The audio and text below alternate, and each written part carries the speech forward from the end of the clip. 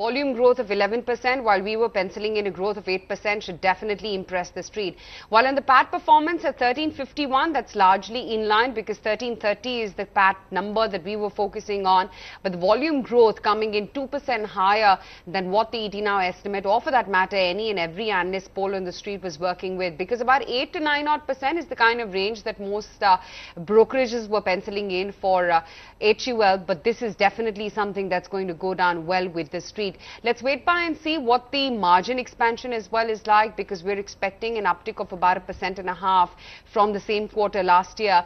Of a comparable of 20.1%, we're expecting the margins to come in at 21.6%. What is the kind of underlying volume growth in FMCG? And I think much in line with the rest of the sector, what we've seen both from urban as well as rural FMCG plays, this number is going to go down well with the street. Yeah, I mean 11%, that's early double digits, and I think if we were to track down the quarters, and if my memory serves me right, as far as I can remember, in a series of about 8 quarters, this has been perhaps one of the most impressive volume growth figures that they've reported.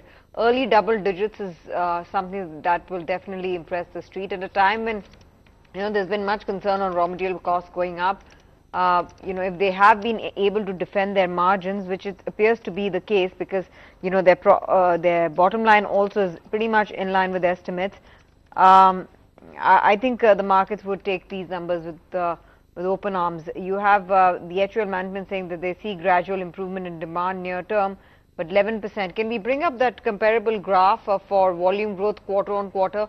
Because if my memory serves me right, and I want to repeat this for the benefit of our viewers, it's really boiling down to what they've done in terms of volume growth over the last many quarters and how this number stacks up to the previous quarter performance.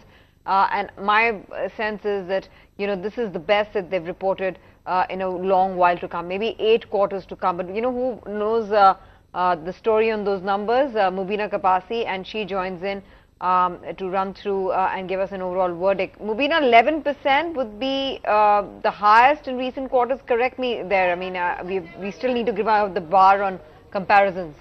Well, Tanveer, actually, I'm just trying to dig out my previous quarter, and I think over there as well, they had put in double-digit volume growth. That is, from what my memory serves me, correct, if I'm not mistaken. Yes, it was 11% in the previous quarter as well. So I don't think it would be entirely correct to say in the recent quarters, because again, in the previous quarter too, we had GST in the base, and GST and ancillary noises is something that has been caught in Q4 FY17 as well, which is why we were expecting a very good volume growth number. Now, if I take into consideration the fact that it is at 11%, that certainly is something that's very, very encouraging. Personal care products looks pretty good. Of course, mind you, we can't go directly by what is given in the segment results because the corresponding quarter has that excise duty component. But it's written that they have broad-based double-digit growth across personal products as well as personal wash.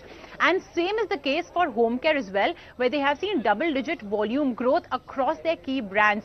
So be it for their fabric conditioner or rather detergent segment, or even for that matter their household care segment, that is Vim, for example, was a very, very strong brand performer. In foods as well, they are saying that Kisan brand delivered a very strong growth. For refreshments as well, tea is something that has sustained the double-digit growth, and tea has been a very strong performer for HUL as well. We're talking about a smaller amount too. EBITDA front, one thing is for certain, that HUL has put into place a strong savings program, so that is certainly bearing fruit when it comes to their margins, because clearly they have been expanding their margin significantly, and now the EBITDA margin has touched a level of 22.5%. That's a very strong number coming in for HUL. I think there is an exceptional loss that has come in, but if I take in profit after tax before exceptional items, it comes in at 1,409 crore rupees. So if I remove the exceptional loss figure, the net profit as well is above expectations. I believe we have, yes, okay, the press conference has started. Let's listen in. We'll start by first setting the context.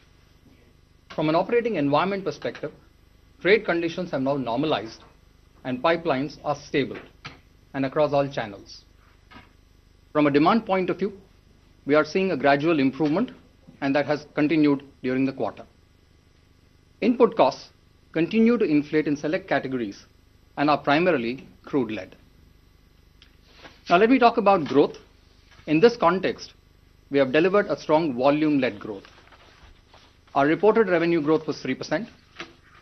However, after removing the accounting impact of GST, our comparable domestic consumer growth was 16% with 11% underlying volume growth. Our comparable EBITDA margins expanded by 160 basis points, and our net profit at 1351 crores was up 14%. Let me talk a little bit about our categories here. Home care delivered a double-digit volume growth. In laundry, all our key brands grew in double digits, and household care growth was led by Vim. Laundry also saw the launch of Comfort Pure, a fabric conditioner for delicate baby skin.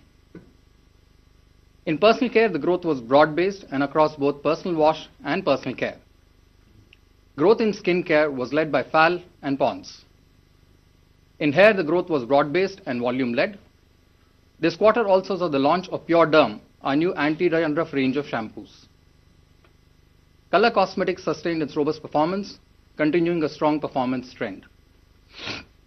In deodorants, we launched Axe Ticket, a new pocket-sized perfume pack, and extended Rexona antiperspirants nationally. In personal wash, the premium range continues to perform remarkably well. Growth in popular segment was relatively muted. Foods witnessed good growth led by ketchups and soups. Refreshment sustained robust delivery yet another quarter with double-digit growth in tea and strong volume-led growth in coffee. Ice creams and frozen desserts also saw double-digit growth on the back of geographic expansion and some exciting innovations heading into the season. From a drivers of growth perspective, I think it continues to be our relentless focus on innovation, impactful 360 degrees activation, and a sharper in-market execution.